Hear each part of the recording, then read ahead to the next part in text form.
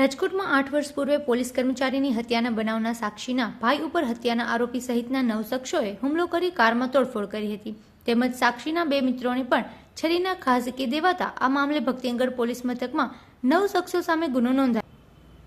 મળતી વિગતો મુજબ રાજકોટના કોઠારિયા ગામ ગોકુલ પાર્ક શેરી નંબર 3માં માતૃશ્રી વિદ્યા મંદિર સ્કૂલવાડી શેરીમાં દેવાંગી કૃપા નામના મકાનમાં રહેતા રમેશ દેવરાજ ગજેરાએ ફરિયાદ નોંધાવી છે.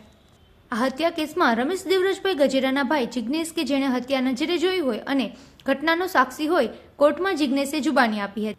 પેંડા ગેંગના રાજા જાડેજાએ તેના સાગરીતો સાથે મળીને ગઈકાલે રાત્રે 11 વાગ્યાના સુમારે રમેશ ઉપર પ્રાણઘાતક હથિયારો ધારણ કરીને આ ટોળકીએ હુમલો કર્યો હતો.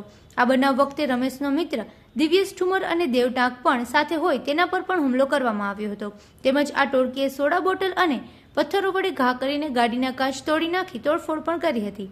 સમગ્ર બનાવની જાણ થતાં ભક્તિનગર પોલીસ મથકના પીઆઈ મયુરધ્વજસિંહ સરવૈયા સહિતનો સ્ટાફ ઘટના સ્થળે દોડી ગયો હતો.